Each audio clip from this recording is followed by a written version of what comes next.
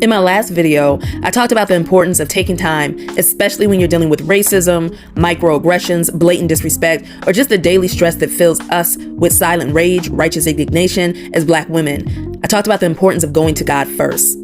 I spoke about the power of processing those emotions in prayer, crying, yelling, weeping if necessary, just really pouring out the truth of how you feel before going into a conversation with someone who may have hurt you.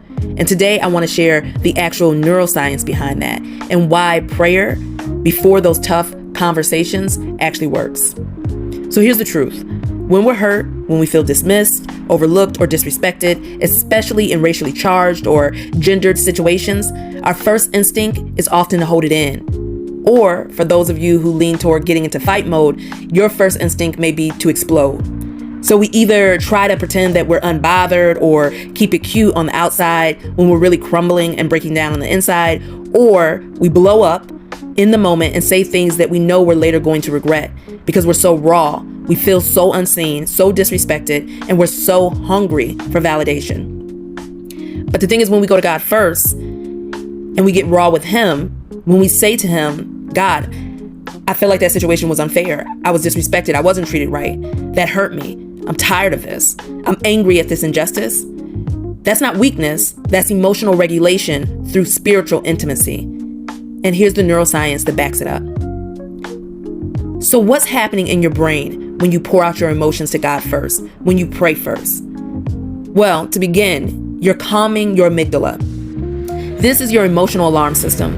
When we feel attacked or disrespected, the amygdala, it goes into high alert. It goes into that fight or flight or freeze or fawn mode.